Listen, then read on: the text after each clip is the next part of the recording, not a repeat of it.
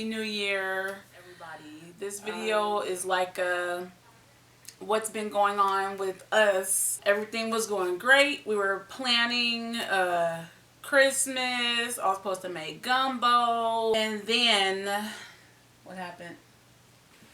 We basically did everything we possibly could to safeguard and protect ourselves, and lo and behold, out of the blue, Kim fell ill one night, and we took her to the emergency room and found out she had COVID.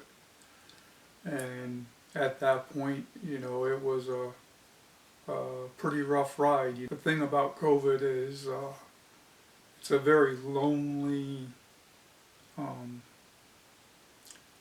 personal plight for each and everybody. Sequentially, you know, next in line was me, and then Tatiana, and then Caitlin, and then Kylan, and basically all five of us in the household at one point or another ended up having COVID, and had to suffer through our own little personal plight. It changed the whole look of Christmas, New Year's, and you know, I feel we were pretty fortunate in the sense that I hear other people went through a lot more challenging and demanding runs of this. Although, you know, if you could ask any one of us at the time we were going through it, it was pretty demanding. So that's kind of the nutshell of what had occurred and what we had to encounter. Yeah, it was, even though we all ended up with COVID, you know, we all went through it individually, like David said. It was a lonely illness to go through, even with everybody in the house, even with him being in the same bed as me. It still felt lonely because, you know, you don't want to be up under anybody because of all the, you know, the aches and the fevers and all that stuff.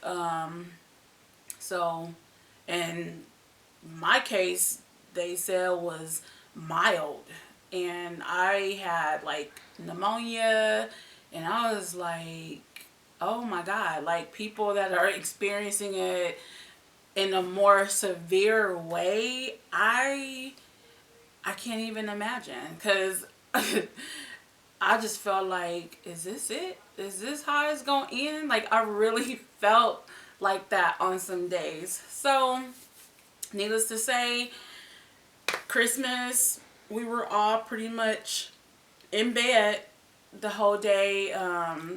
Everybody got to open their gifts, I think 2 days before Christmas. They felt bad for me because I couldn't even get out of bed. So we opened our gifts. By the time Christmas came, I was feeling a little better, not much. I ended up cooking. It took me a long time because I was weak and I had to sit down sometimes. Everybody else was down by then. And I just didn't think that we would have a Christmas like that. Going through the sickness was very depressing. That's basically how our holiday went. It sucked major balls, but we're happy that we are getting through it because we're still recovering from it. I still have days where I get dizzy. Just the stuff that your body go through is mind-boggling. It's like every word that I ever learned was gone and I couldn't speak. It was weird.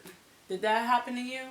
Yeah, confusion is a very big part of this. One of the biggest struggles I had was having an appetite. I didn't want to eat anything for the longest. It's just that way with everything you do with the whole nonsense. But we are all on the road to recovery with 2020 behind us, and definitely looking forward to all the great things that 2021 has to offer us. Not interested in any of the bullshit that it's trying to offer us. But David's birthday is coming up. He's gonna be 59. Mommy said, how old are you gonna be? Do you have any New Year's resolutions? Not really resolutions, it's just that retirement's like 12 months away. Yeah, that's right. So it's a transition period for me personally. Do I get to retire when you retire? Sure, I thought you were retired already. What you mean? I just want to just be more diligent with my businesses, more consistent, and just continue being amazing, you know.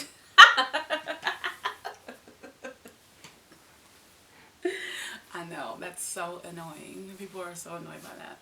No, I want to continue to be a kind person, you know. I don't want to dwell on this hugely. There was a group of people that reached out and basically made up their minds. Didn't matter what anybody else thought or felt. They were going to do X, Y, Z, and they did.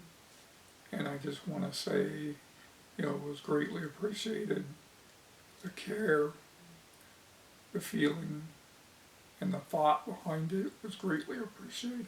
Thank you for bringing that up. While we were ill, Sandy called to, oh my God, I don't even feel like crying. I've cried enough today.